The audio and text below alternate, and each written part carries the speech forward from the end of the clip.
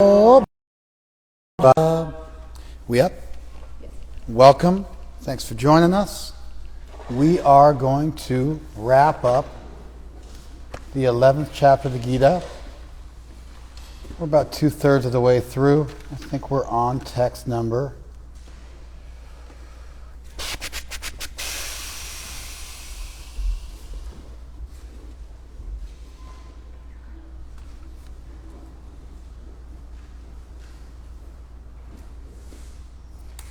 We're on text number 40.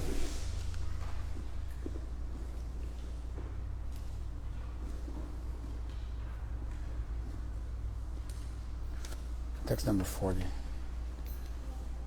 Just to introduce the text, where we're at. In the 10th chapter of the Gita. Here we go. In the 10th chapter of the Gita, Arjuna asked Krishna to explain to him how he could always be conscious of him while being in this world.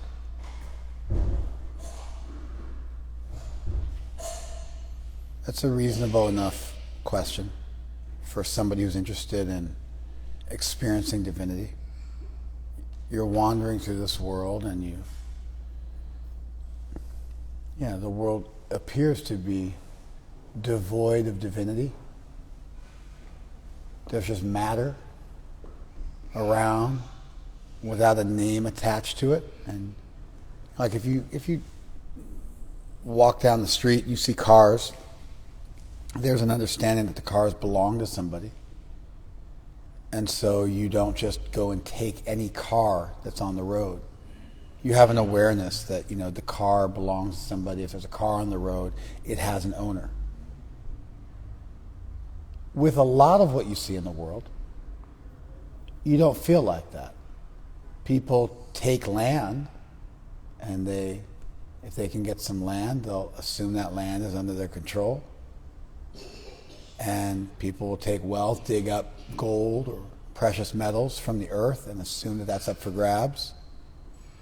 Maybe now they've established borders for land, but there was a time where it was a land grab. Just a couple hundred years ago, people were walking across the U.S. and they were claiming land as theirs. And so there's a general idea that if somebody else hasn't tagged it, if somebody else hasn't put their name on it, if you can get away with it, things in the world are up for grabs. When you look at other people, you see somebody.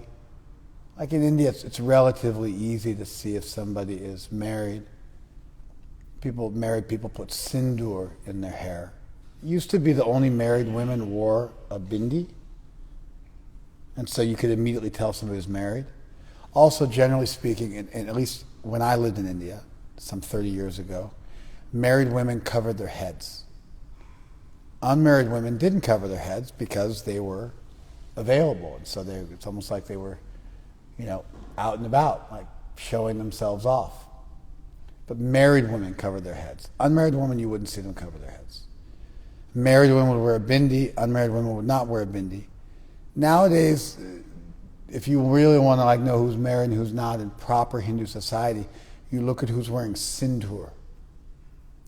There's the sindoor in the hairline. You never see an unmarried woman wearing sindoor. Even oftentimes you don't see married women wearing sindoor. It's pretty old-fashioned. But 100%, I've never seen an unmarried woman wear a sindoor in her hairline. In fact, there's a sindoor dan part of the wedding ceremony where sindoor is put in this part of the woman's hair. There's also simantanayanam, which is another ritual where you part the woman's hair when she's pregnant. And so this is like parting of the hair, placing sindoor in the hairline. It's a pretty time-honored tradition. So if you see somebody wearing a wedding ring, or you see them with sindoor in their hair, then you understand that they're quote unquote taken. They're already betrothed. They're already married. And so we have ways in this world of designating. So we have ways in this world of designating cars belong to people. We just sort of understand that. And of course, if you don't understand that, we lock cars. So locks keep an honest person honest. And so if you don't keep your car locked, even an honest person may be tempted to steal from you. So we have locks on the car because we don't believe actually that people will respect ownership. But there's also logically, the car was made by somebody. We know that cars are sold. And so if we see an empty car, we have an assumption that that car belongs to somebody.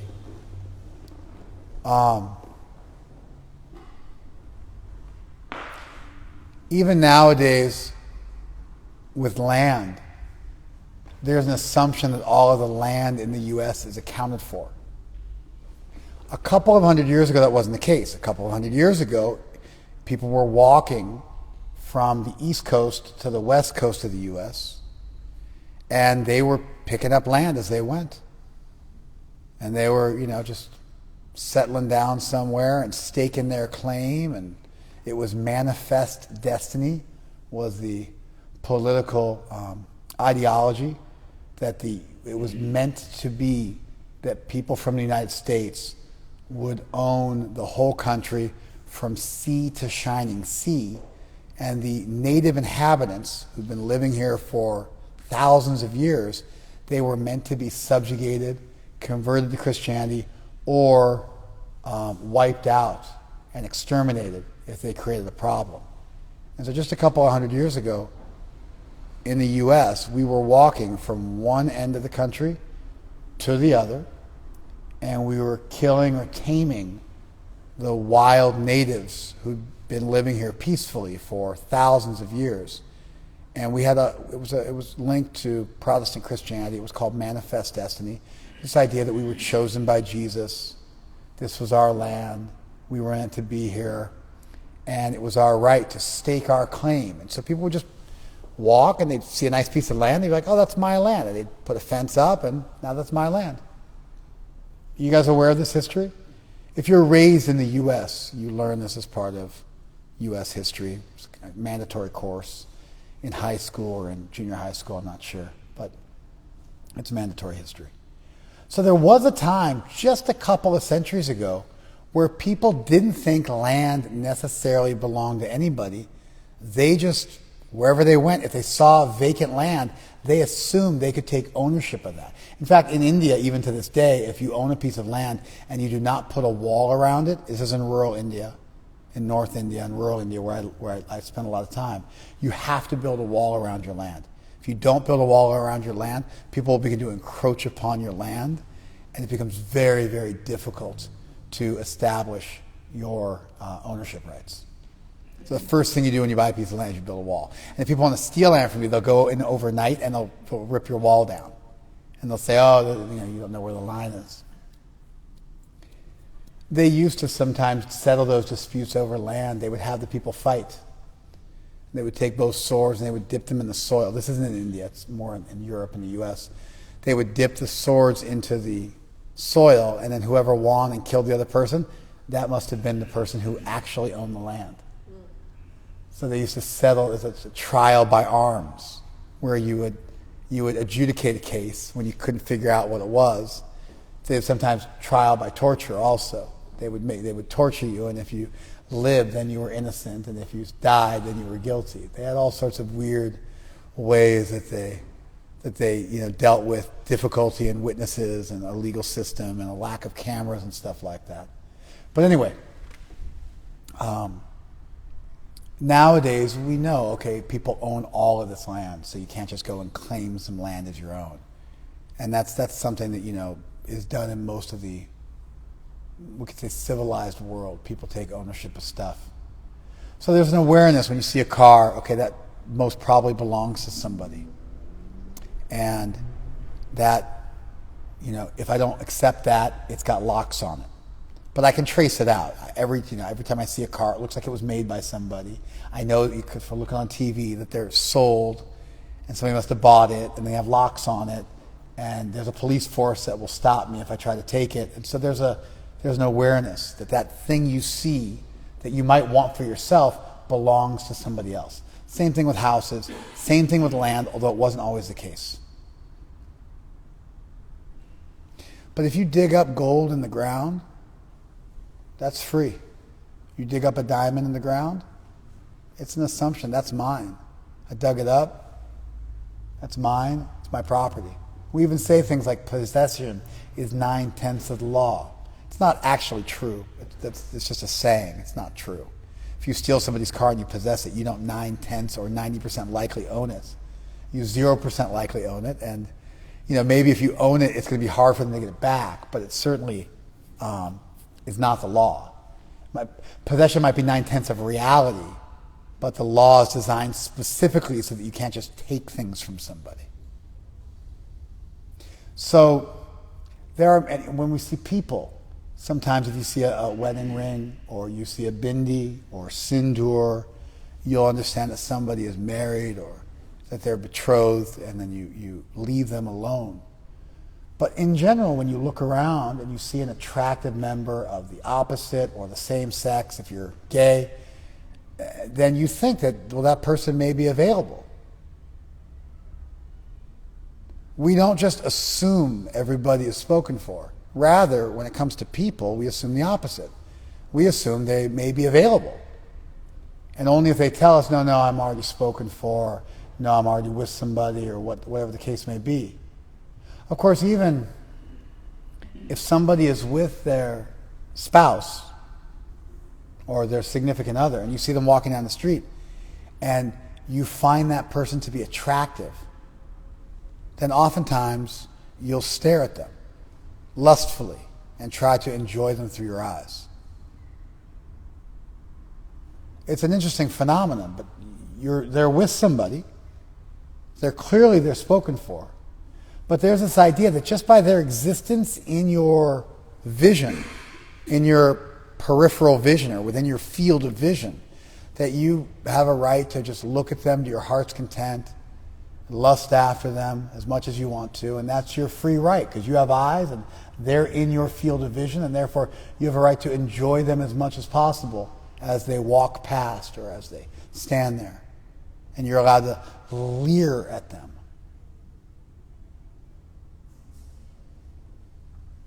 There's a sense which maybe that they're not up for grabs, but you still want to take as much as you can. Take in as much as you can. So when we look at the world today, if you can ever get away with taking something, people generally do. That's why we put locks on houses. That's why we put locks on cars. They don't keep real thieves out. Those locks are relatively easy to compromise. They just keep honest people from being tempted to be dishonest.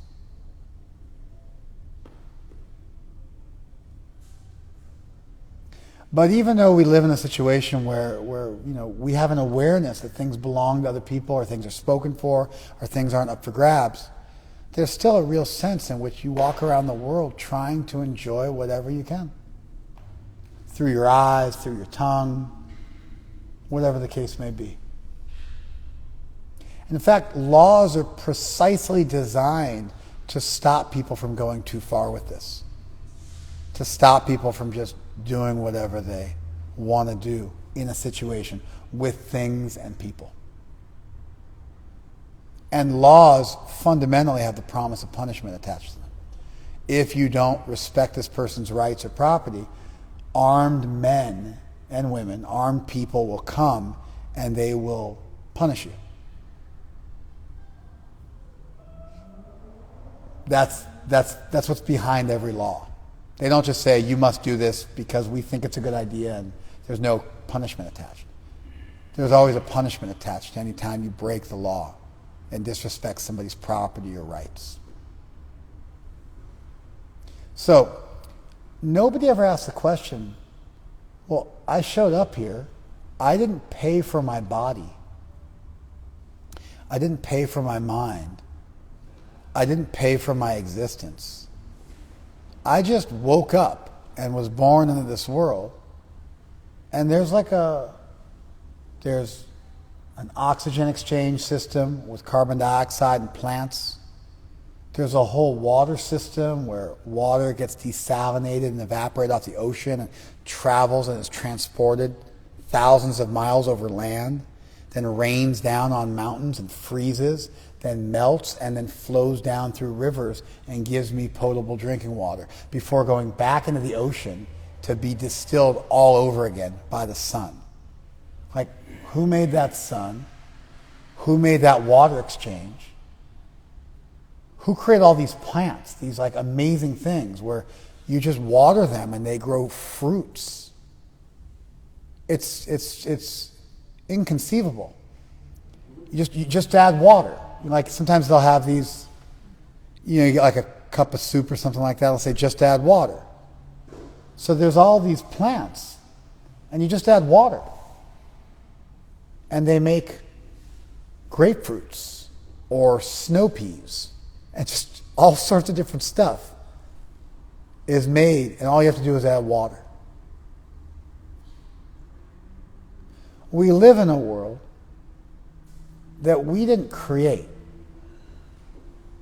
in bodies that we also didn't create, with minds that we also didn't create. We may be able to adjust them and touch them up.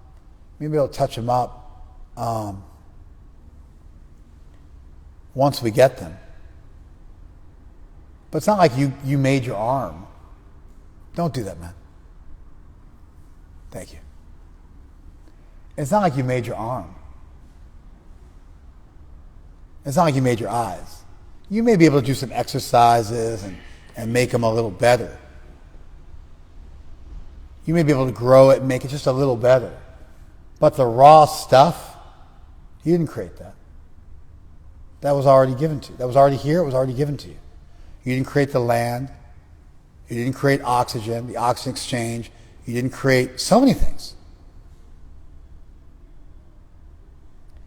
And so what Arjuna is asking Krishna in the 10th chapter is, I'm wandering around in this world, and I don't want to just think everything is up for grabs. And so I want to start to think about you and be cognizant of your sovereignness, your sovereignty, and your ownership of the world.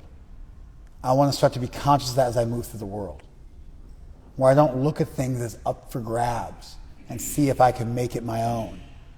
And if I do find 200 years ago a piece of land, I don't think I can stake my claim. I don't think just because I dig up a rock, that means I own that rock. Or just because I see somebody, that means I get to enjoy them to my heart's content.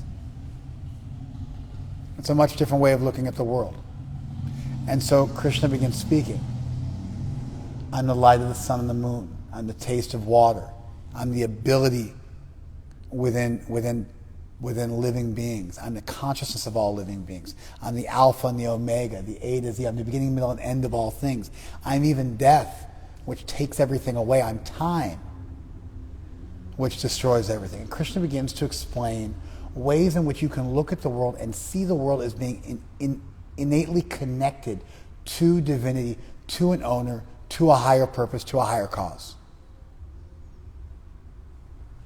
Interestingly, those wild natives that we had to subjugate and exterminate, they had this understanding that they were stewards of the land, that the land existed before them, life existed before them, that they were part of something bigger, and that they should be careful to preserve the land and the water and the air that they consumed and to give back. So that consumerist mentality, that what's in it for me, that kind of almost like a philosophical narcissism, was very much a European, Middle Eastern worldview. The great traditions of the world, like Christianity and Islam, they gave rise to this idea that you got to own stuff, take over. And the world was your oyster, and it was meant for you to enjoy to your heart's content. I was part of a religious panel discussion some years ago, and I was there with a Hasidic Jew. And they were asking us our stance on either premarital sex or gay sex. I can't remember what it was, but they were asking our stance on some issue that had to do with sexual politics, and everybody was answering, very tamely, and they were, just sort of avoiding a direct confrontation with a bunch of college kids. And the Hasidic Jew was shameless. He just said, "Why do you think you have a right to have sex? You didn't make your genitals. You didn't make your body. God made the world. You should see what he wants you to do. You have this assumption that your body belongs to you, but you didn't make it. It was already there. And so it was given to you." So we have a different view of the world. Our view of the world is everything belongs to God, and he tells us in the Torah what we're allowed to do with our bodies, and therefore if God wants you to be chaste until marriage, then so be it. That's his right. I would have framed it out in a little more sophisticated of a manner, but I was quite stunned by how unabashed he was and how straightforward he was in his faith. I appreciated it, actually. I applauded him. I actually made mention to the rest of the kids when it was my turn to speak, how I appreciated his conviction and his ownership of his tradition. And I tried to add some bells and whistles to it. So Arjuna's saying, I don't want to lose sight of you, because I'm looking around the world and there's just so much stuff out there that will just draw my attention and make me into an enjoyer, make me think this is all meant for me. So I want to look at the world differently. And Krishna gives him some fodder, some information that'll be really valuable to him to reframe cognitively the way he looks at the world. Then Arjuna says, I want to actually see it. I want to see how you're connected to everything. And this is in the beginning of the 11th chapter that we're studying currently.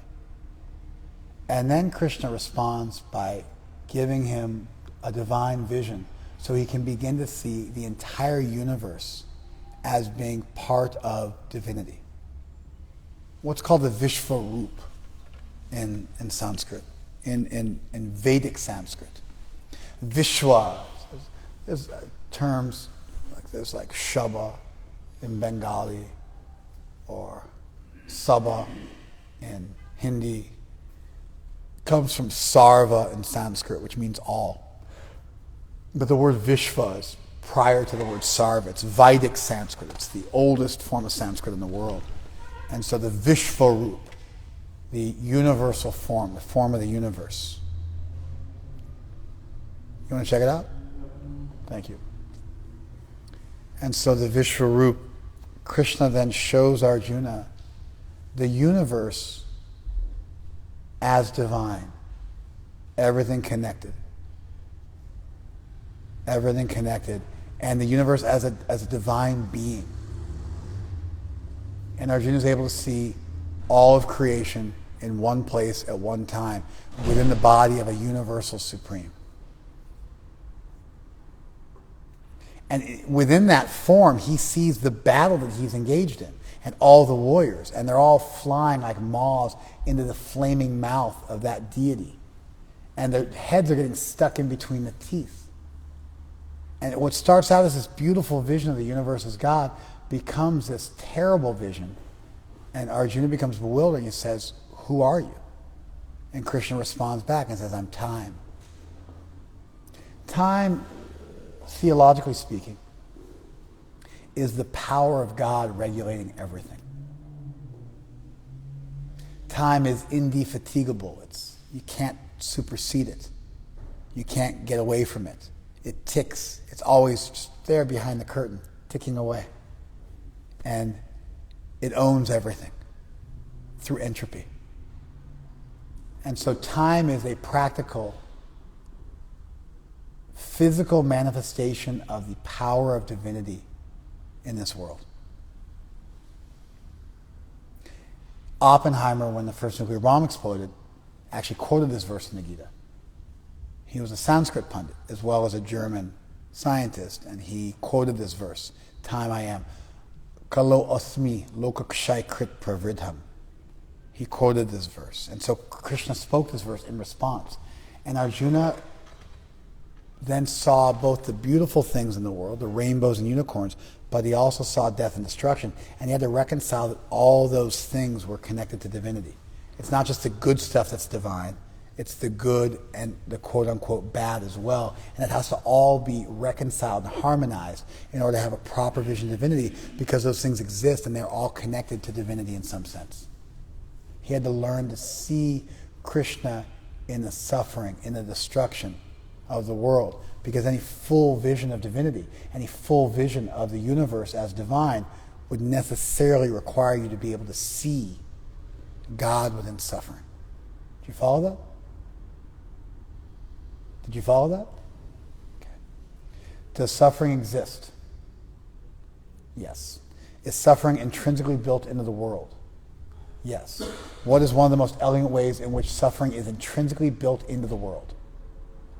Old age and death, which is time, affecting you. You follow? Now, if everything is connected to divinity, what also has to be connected to divinity? Old age and death. Why? Because it exists and everything's connected to divinity. Pay attention. You with me? So everything's connected to divinity. And that means everything. And everything includes time. And time necessitates suffering and old age, disease, and death. And therefore, your vision, your universal vision of everything being connected to divinity will also connect what to divinity? Suffering, old age, and death. Are you not playing? Yeah, I heard you. Sorry. Are you spacing out? I think my mind's like full. Okay. You guys following this? It's clear, right? I'm speaking clearly. If everything's connected to divinity, and suffering and old age is part of everything, then that also has to be connected to divinity.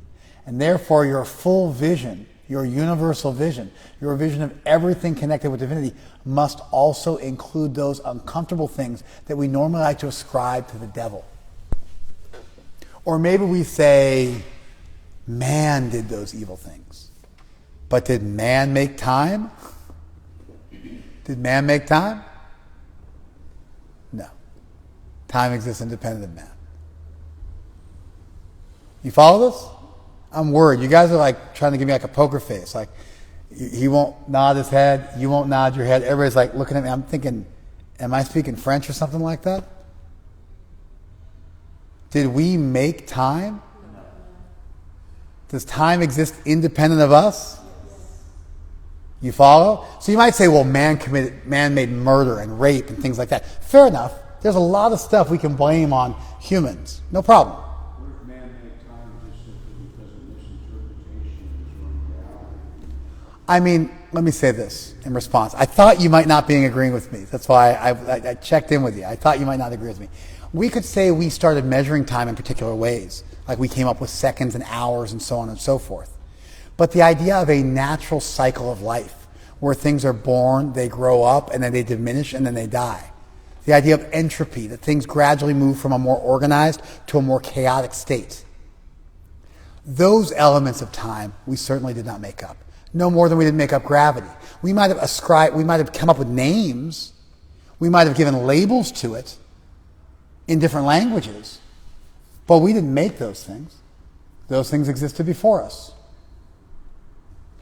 You can't decide, I won't grow old and die, and then never grow old and die. You might say age is just a number, but that's actually a lie. Age isn't just a number. For instance, who's around who's just 150? It's just a number. 0 people who are 150 are on the planet. 0 people who are 140 are on the planet. 0 people who are 130 on the planet. I believe the oldest people in the world are in their 120s or 1-teens. That's as long as it goes. It doesn't go any longer than that. So you might say age is just a number, and that's a way of saying when you're 50, you might feel like you're 35. Or when you're 70, you might feel like you're 50. It might allow you to do a little English. English, when you're playing pool or pinball, you can push the machine or the table a little bit, and it helps you move the ball just a little bit extra in the direction you want to go in. But we certainly can't do away with time. We can't do away with hunger. We can't do away with disease. We can't do away with gravity. There are fundamental forces that are more than your brain, that are more than your mind. If you walk out in the street and say, the car will not hit me. I'm light as a feather, and you jump in front of a car. I can fly, and you jump off a building. You won't.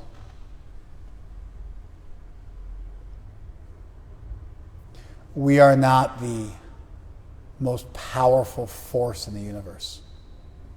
There are forces far more powerful than us that act upon us. And as we learn that, we can move with those forces and do more. It's like swimming against a riptide. It's not the way you do it. You swim with the riptide. Swim with the riptide, you can get out of it, no problem. Swim with the current, you can get out of it. Swim against the current, it doesn't work. That was my response. And I do think it makes sense that we measure things, we put labels on things, we have certain conceptions that we inherit, but the actual raw feature of time, I don't believe we can intellectually or philosophically work our way around that. It is a powerful force that we innately are required to contend with. If we identify with the form, yes. If we detach from the form, things change. Well, Because we're both the form and the formless. sure. Let me say this. If somebody was to say, I no longer identify with my body, I conceive of myself as a pure spirit, therefore I'm trans all the time, I have no problem with that. I'm not talking about that. I'm talking about how time affects the bodies that we inhabit, how time affects the car you drive. I have no problem conceiving of the self as distinct from time. In fact, the Gita does espouse that, the idea that the self goes beyond time. I'm speaking about our corporeal, our physical existence within this world. So if you circumvent the reality of time by then jumping to another plane of reference, you can certainly do that. Like, for instance, if we're talking about being located in a GPS here, and we find like who's here at these GPS coordinates, and we're discussing who's in the room based on these GPS coordinates, fair enough, we got the people in the room, we can count them. If you extend that and the GPS coordinates also go up in the sky, because I believe the GPS coordinates are not just for Earth, but they would also be the same coordinate if you were 20 miles up in the sky, then there might be a whole different, there might be a spaceship up there. And if you wanted to like do a little like jujitsu or like a little switcheroo, you could be like, oh, when I said GPS coordinates, I didn't mean on this Earth, I meant up there in the sky. You could do that. So I certainly think that you, as a conscious being, transcend time and that you exist eternally. I'm talking about your body in this world. I'm talking about the physical world that we're in, the physical world that we have to contend with. This physical world also came from that same divinity. Therefore, even if we don't say that this is the ultimate reality, it is a portion of the reality, and therefore a full vision of divinity would include a vision that included this portion of reality. Let me explain that again. If you want to postulate that this world isn't all there is, this world is at least part of what is.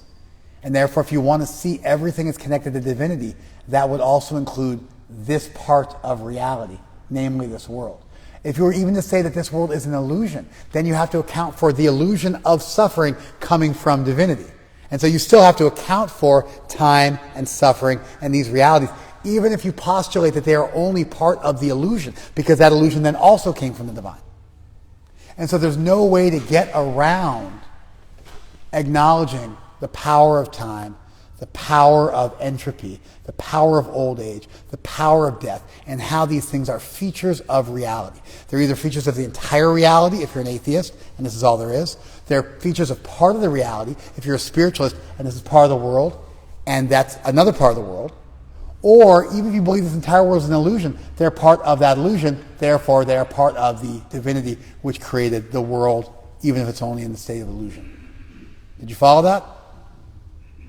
I think I did a good job of responding to you, so I'm just going to move on. Did you guys follow that? Just because you postulate that there's something else doesn't mean that this ceases to exist. The very fact that you argue it's not this, that, means you acknowledge that this is here because we're talking about this and saying not this, that. So you already acknowledge you understand this, and therefore this is part of reality. Therefore old age and death is part of reality. A lot of times people have a hard time dealing with death and suffering as being part of divinity. Therefore they either try to blame it on us, and that works for things like murder and rape, what's called mortal evil. But it doesn't deal with things like natural evil, which is things like earthquakes and floods, or meteors striking the earth, or even better, old age and disease, which are all pervasive. And so that natural evil is tough. So a lot of times you ascribe that to a devil, but where'd the devil come from? It came from God. Therefore, it has to also come in that universal vision. You follow? And so there's limits to how much stuff you can get rid of. So a proper vision also includes the beauty and the necessity and the goodness of death. And that's what Krishna was trying to show Arjuna. And he said, "Time I am the great destroyer of the world." And Arjuna had to reconcile death and destruction as being part of a complete picture of divinity. And in fact, the inability to reconcile this causes people to lose faith in God, or to jump through all sorts of weird philosophical hoops because they got to think of a devil or pretend it doesn't exist or whatever, because they can't deal with explaining this stuff. They can't wrap their heads around it. Do you guys follow this? Now, we spent the entire last class discussing the beauty of death and time, so we're not going to do that again. But after Krishna shows it to Arjuna, Arjuna offers many prayers, and then Arjuna finally says, this is text 40, obeisances to you from the front, from behind, and from all sides. O unbounded power, you're the master of limitless might, you're all-pervading, and thus you're everything. Thinking of you as my friend, chapter 11, text 40. Thinking of you as my friend. So Krishna was incognito, and he was spending time with Arjuna, and Arjuna did not realize he was spending time with God. So Krishna came in a covered form, much like Jesus was God incarnate for most versions of Christianity. And in the hypostatic union, he was both divine and man. And the people who walked with him interfaced with him as a human, but he was actually representing the divinity.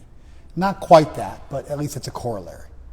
So Krishna was playing incognito, and Arjuna says, thinking of you as my friend, I rashly addressed you, O Krishna, O Yadava, O my friend, not knowing your glories. Please forgive whatever I have made done in madness or in love. I've dishonored you many times, jesting as we relaxed, laid on the same bed, or sat and ate together, sometimes alone, and sometimes in front of many friends. O infallible one, please excuse me for all these offenses.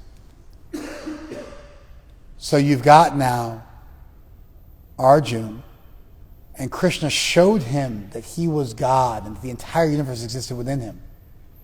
And Arjuna's response was to offer a number of prayers, to say, who are you? And he said, I'm time. I include everything, including the difficult stuff. And then Arjuna began apologizing, because all that time that he had been interfacing with Krishna, who was incognito, he'd referred to him as his friend. They joked and jested and wrestled and ate together and just spoke very casually with one another.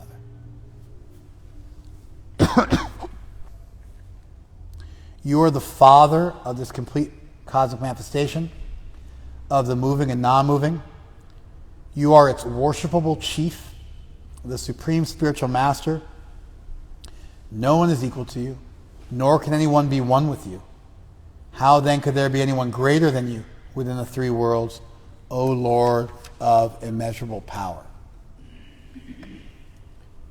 So, Arjuna's having a moment of clarity. He's realizing Krishna's God. All the universe emanate from Krishna. And he's humbled by this. He's humbled by this.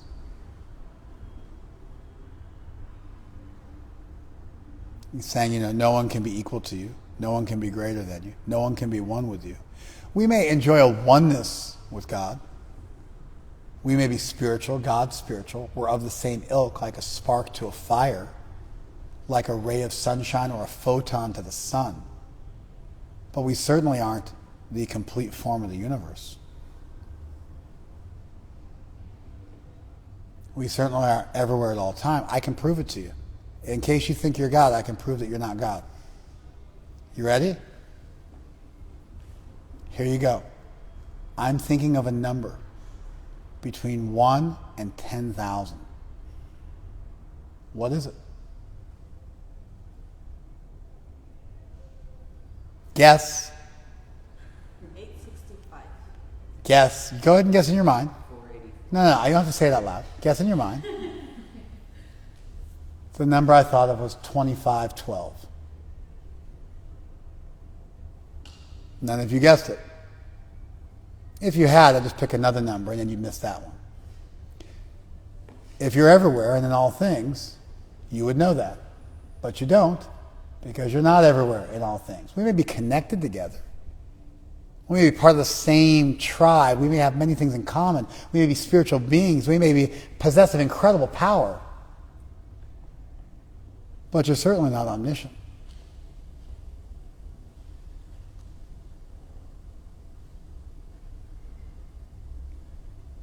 And so Arjuna is being confronted with an omniscient, omnipotent being, and he's humbled. Then he says, "You are the supreme Lord to be worshipped by every living being. Thus I fall down to offer you my respectful obeisances and ask for your mercy. As a father tolerates the impudence of a son, a friend the impertinence of a friend, or a husband the familiarity of his wife." It literally says, a lover, the beloved. "Please tolerate the wrongs I may have done you." So he's apologizing for not properly recognizing the divinity. You follow? After seeing this universal form, which I've never seen before, I'm gladdened. But at the same time, my mind is disturbed with fear. Why would Arjuna be afraid seeing the universal form?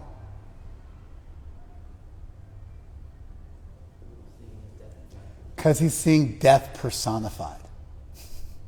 He's seeing the destruction of everything right in front of his face.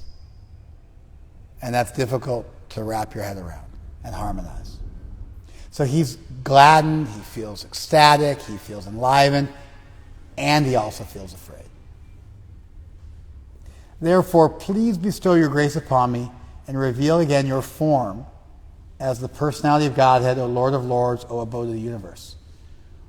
He's asking him to show him his rupam, his other form, the form that he was looking at before he saw this form. Does that make sense? So what's happened is Arjuna said, "I'm wandering around this universe and I see a bunch of stuff and I think it's all meant for my enjoyment.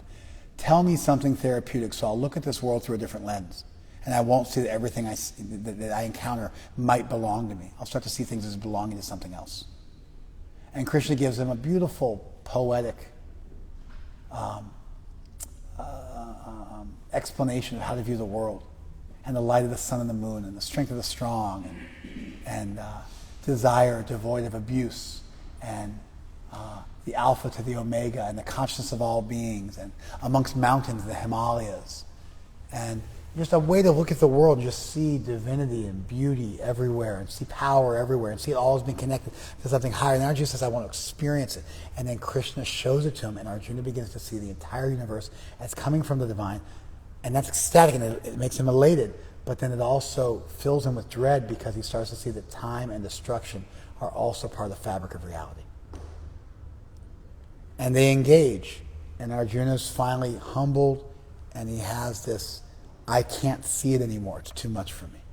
Show me the other form of Krishna that I could relate to, the more anthropomorphic form, the easier to relate to and love form. This other form of yours as the universe is too much. If you wish to intimately love the divine, can you intimately love something which is wholly distinct from you and has nothing in common with you? The answer is no. You just have to think about it enough. Can you love a pig as much as you love another human being? No, because a pig doesn't have the same level of intelligence and ability to reciprocate. If you think you can love a pig as much as a human being, then you have a problem with your conception of love. Now, could you spiritually love a pig as much as a human being? Of course you could. They're both souls. You follow if you want to go to that plane. But if you want to think can you romantically love a pig? It'd be weird. It'd be twisted. For one reason, pigs have the intelligence of a 2 to 3 year old. And so if you have romantic love for someone who's 2 or 3 years old, mentally, that's a problem. We can love things intimately that are like us. This universal form is so distinct from Arjuna that it's impossible for him to not have fear. And so he asked for that other form that he could feel more love for and more connection with and more intimacy with. You follow? O universal form, O thousand-armed form, I wish to see you in your four-armed form, with helmeted head, with club, wheel, conch, and lotus in your hands. I long to see you in that form. It actually just says with the chakra and the club. Just with a chakra and a club. So two forms. But it says Chatur Bhuja, four-armed form. So on the battlefield of Kurukshetra, it seems that at a certain point, Krishna had a four-armed form. That form was less than the Sahasrabaho, the thousand-armed form that Arjuna saw. And he wants to see that form, which is still a little unusual and a little special, because it's got four arms, but at least you can kind of relate to it and kind of have a relationship with it. You follow? Does that make sense? Interestingly, within that more intimately available form was the more elaborate form. And I'll get into that in a second. It's a little bit more advanced than normally we would do during class, but we just came across this section, so we're going to touch it a little bit. We'll keep reading for a second. Krishna says, my dear Arjuna, happily have I shown you by my internal potency the supreme universal form within the material world, known before you have seen this primal form, unlimited and full of glare and effulgence. Known before you has ever seen this universal form of mine, for neither by studying the Vedas, nor by performing sacrifices, nor by charity, nor by pious activities, nor by severe penances, can I be seen in this form in this material world. You've been perturbed and bewildered by seeing this horrible feature of mine. Now let it be finished. My devotee, be free again from all disturbances, and with a peaceful mind, you can now see the form you desire. So, Arjuna asked, Krishna delivered, but the universal form was contained within the more lovable form. Did you follow that? The universal form with 1,000 arms was contained as an option or a subset of the master form, which was Krishna's more intimately lovable form. Did you follow that? That's because you cannot get intimacy from formality. Did you follow that? You can get formality as a subset of intimacy. The same love, devoid of the closeness, becomes more formal. Love, devoid of intimacy, becomes formal love. Therefore, an intimately lovable form is also lovable. Therefore, you can remove the intimacy. It's still a lovable form. You can have love for that form of Krishna as a universe. But can you fall madly in love with Krishna's form as the universe? The answer is no. It's too awe-inspiring, too fear-inducing. So Krishna's universal form, instead of being the zenith, is a subsidiary form, which has some practical value, some didactic value, some teaching value, some therapeutic value. It helps you learn certain lessons, but it does not represent the end-all, be-all of spirituality. And the more intimately lovable form, the more intimately relatable form, is actually a deeper, more primal form of divinity.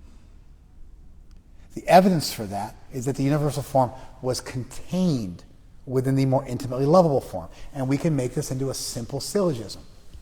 If something is intimately lovable, it's also lovable. It's intimately lovable, that means it's also lovable. If you remove the intimacy from the intimately lovable form, what are you left with? A lovable form. That is the universal form, which is a subset of the intimately lovable form, which was the original form that Arjuna was able to interface with much more closely. Could you dance with the universal form? No. Could you embrace the universal form? No. Could you embrace Krishna? Yes. Therefore, it's a deeper revelation of divinity. And the evidence for that is that Krishna breaks off a piece of himself and shows the universal form, and then pulls it back in, meaning that the form of Krishna is the most complete form. How is it more complete? It's more complete because it has the possibility for intimate love. It's got all the power, but also all the love, and the intimate love is there. When you remove that either intimate lovability or lovability, you're left with a powerful form. Does that make sense? All right. That's there. It's not super overt, but if you have the eyes to see the text, that's there in the Sanskrit.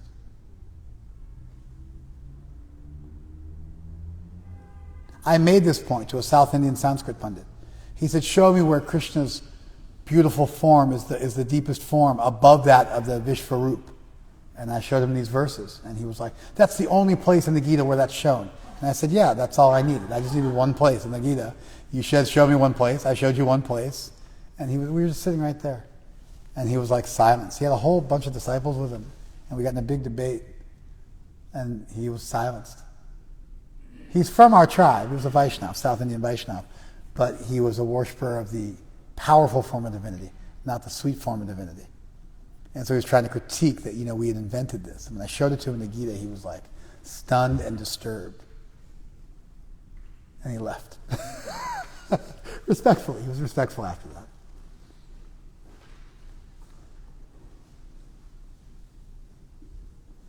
So, Krishna, having spoken to Arjuna, displayed his real four-armed form, and at last he showed his two-armed form, thus encouraging the fearful Arjuna. This is another slight, it's a little difficult to see. This is part of what I explained to this pundit that I met with. It says swakam rupam. Krishna showed his own form. Bhuyaha, again. Then it says bhutva puna saumya vapu. He again showed his beautiful form. He showed his original form again. He again showed his beautiful form. But it says it twice, which seems out of place. And then Arjuna says, seeing this human-like form, manusham rupam. Manusham rupam means your human-like form. Manusha literally means human. Manusham rupam, your human form. Seeing your human form, so very beautiful, which is Saumya. I am now composed in mind and I'm restored to my original nature. So our lineage says Krishna showed a four-armed form and then showed a two-armed form, which is even more beautiful. And Arjuna said, seeing that beautiful form, my mind is restored. It doesn't matter either way you get from a more powerful form to a more intimate form. But our lineage makes it point that it says he showed his own form and he again showed his beautiful form. And that beautiful form, we say, means a two-armed form, the most lovable form of divinity. And Arjuna says, seeing this human-like form, which is so beautiful, my mind is restored. And that shows that the human-like form, what would a human-like form be? Be a two-armed form. That was the most beautiful. This interpretation is not absolutely ironclad, but the Sanskrit does lend itself to this interpretation, because otherwise Krishna is being unnecessarily repetitive. Because he says he showed him his form again, and he showed him his beautiful form again, indicating there was two steps to the process. You follow? I'm not going to touch that more, but you can now understand that could you fall madly in love with somebody with four arms? No. You follow? to really be able to dance with the divine and really be able to embrace the divine, a form like yours would be required. The divine possessing a form like yours would be required. This gets us an interesting subject. Do we conceive of God as being human-like, or are we divine-like? Given that we're the only species on the planet with sufficient intelligence to have things like religion and philosophy, and we can look at this, like we look at animals. Animals definitely can get angry and vindictive and all sorts of stuff. But animals don't have recursion in their language. And animals don't say to other animals, I'm going to the store with my friend at 12 o'clock to buy some crackers for the program that's this evening. That's recursion, where you take one idea and link it to another idea and another idea and another idea and another idea. Everybody can do that. A 3-year-old can do that. Animals cannot do that. It's a unique feature of human speech. We have massive brains compared to our bodies. Huge brains. We're apex predators despite being incredibly weak because of our massive brains. We can think and outdo other animals. We can subjugate other animals due to our massive brains. We are the only species with religion. We're the only species with philosophy. We're the only species with recursive speech. We were born to think. Tigers were born to claw at things. We were born to think. The best thing we can think about is the nature of our reality, the source of all existence, our connection with that source. It would make sense that a divine creator would make a species that had the ability to understand him. Therefore, we would say that we have theomorphic forms.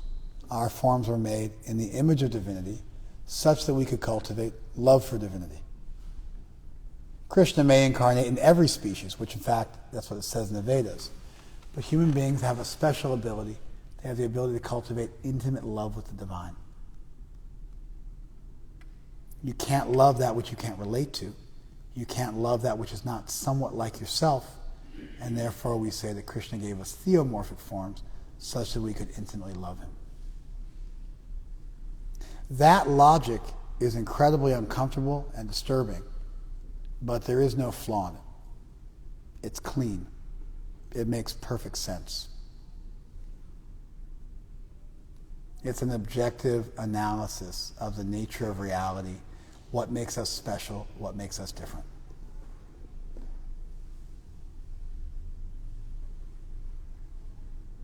In your mind, why is that an uncomfortable thing to think about?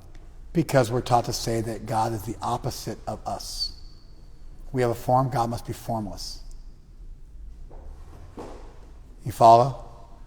Like the nature of philosophy is that when we think about the divine, we think about the divine as being not like this world. And we engage in what's called via negativa or apophatic philosophy, where we say not this, not this, not this.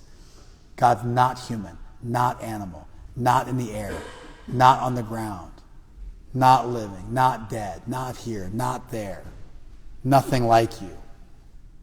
And you start to conceive of God as being like a disincarnate mind, like some kind of like cosmic fog, some kind of conscious cosmic fog. Because to start to think of God in more definitive terms, you start to really feel like you're crippling divinity by trying to like put it into a neat package. You follow? And so to come up with a philosophically astute way of arguing the exact opposite of that, even if it makes sense, makes everybody's skin crawl.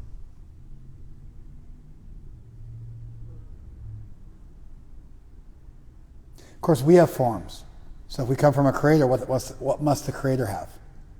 A form as well. We have individuality. If we come from a creator, what must that creator have? Individuality. We're conscious. If we come from a creator, what must that creator have? Consciousness. We have the capacity for love. If we come from a creator, what must the creator also have? The ability to love. And so, it's not that everything about being a human being or everything about being a person or everything about being a living entity is necessarily bad. What's the problem? We're subject to entropy. We're subject to gravity. We're subject to a lack of omniscience, things like that. But you could conceive of divinity as being a supreme being devoid of all those deficiencies. An omniscient, omnipresent, eternal spiritual being whose form didn't decay, who transcended concepts like masculine and feminine, or rather embodied both.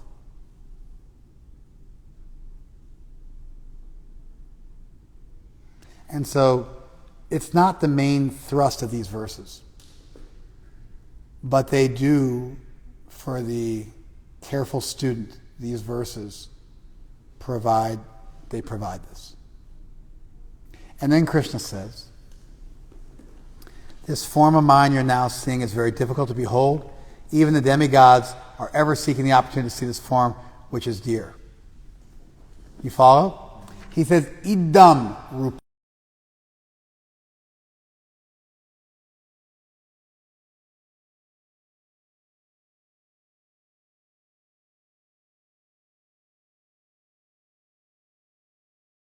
Means this. Etat means that in Sanskrit. Etat, or tat, that form. Idam, this form. Tat, etat, this, that. Idam, tat, that form, this form. When you say this, it means proximity.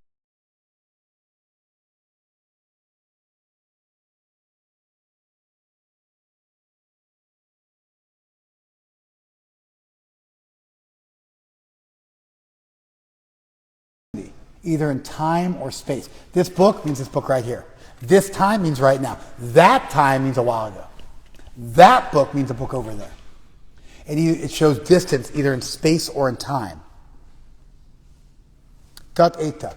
Idam means the same as etat. This and that. That form, this form. This form could only be speaking about the Somya Vapu, the beautiful form, the intimate form, is very difficult to see. It cannot be understood by studying the Vedas, nor by undergoing penances, nor by charity, nor by worship. It's not by those means that one can see this form. Even the demigods are ever seeking to see this form, which is so dear. This now is about this beautiful form. You follow? And then Krishna says, my dear Arjuna, only by undivided devotional service, bhaktya tu ananyaya shakya aham evam vidha Arjuna, gyatum drashtum tatatvena, praveshtum cha parantapa. Only by unalloyed bhakti. Bhaktya means by bhakti. Only by ananya. Ananya bhakti means unalloyed bhakti. Only by unalloyed bhakti am I able to be seen, to be known in truth. It's such an intimate form. How do you achieve it? By love, by devotion, by grace. Not by studying the Vedas. Not by this, not by that. It's a decrying of the stairways to heaven and mere piety. And it's saying there's a necessity of bhakti, of a loving relation, of intimacy. If the deity is ultimately intimately lovable, how do you intimately love somebody? Through sweetness, through synergy, through a cultivation, through vulnerability.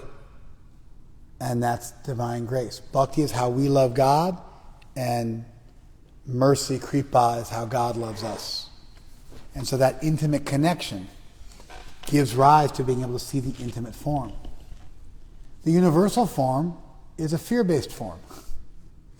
It's actually much easier to see. This form is even more difficult to see.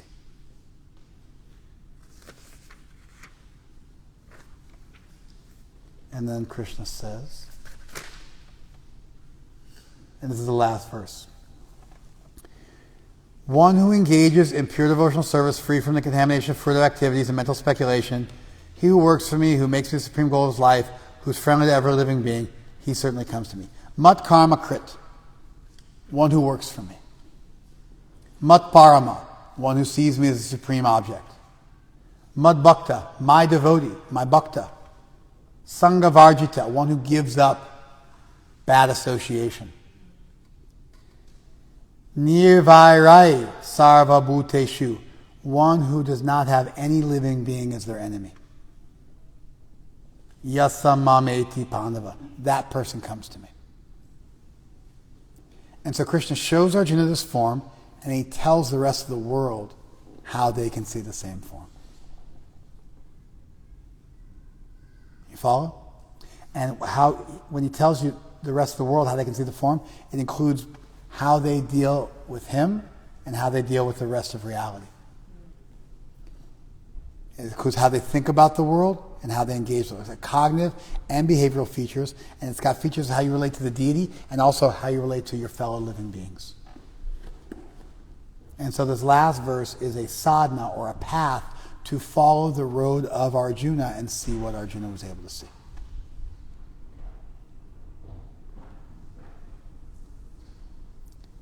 Yeah. You stated before that the intimacy aspect of divinity includes the universal or reverence and all of that.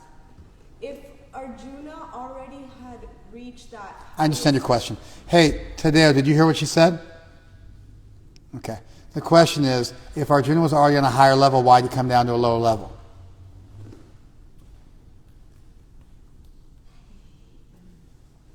Sometimes you need to like slum to be grateful for what you had.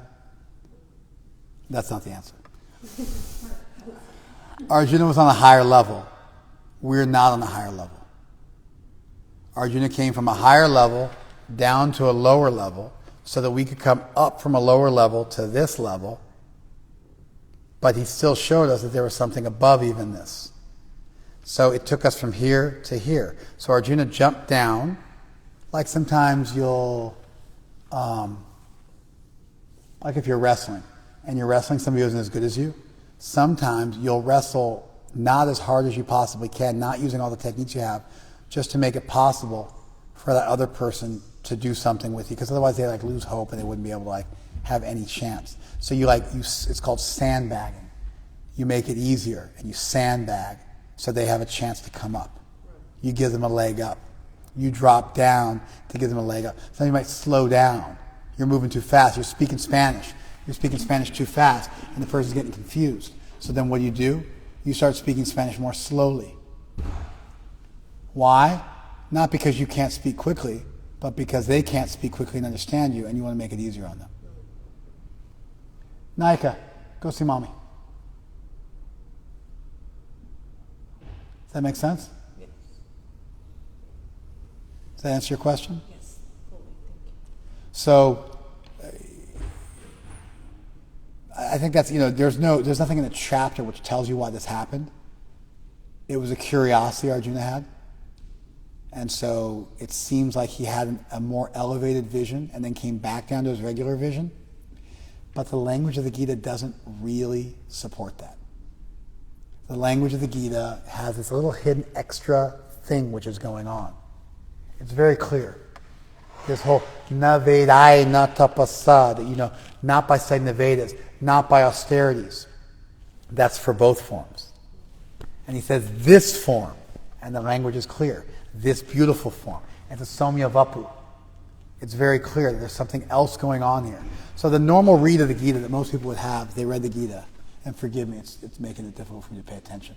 The normal read of the Gita that people would have is that Arjuna had a generic understanding of divinity. Krishna finally pulled back the curtain and showed him that Krishna himself was the divine.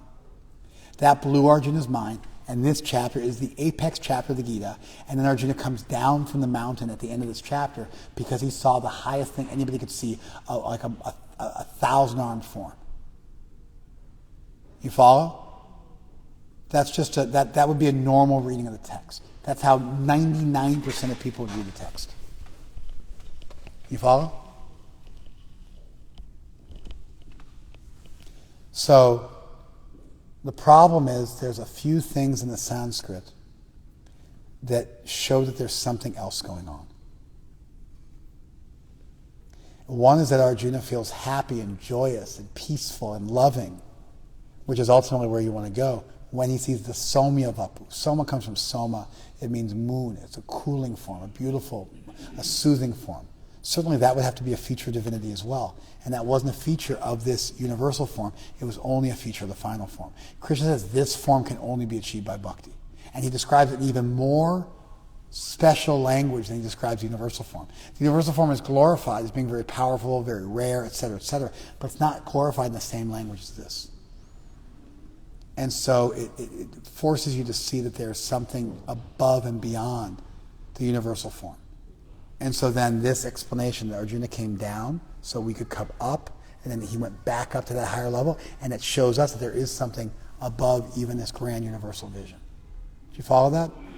Let's call it there. Thank you all very much. Hari Hari Bol.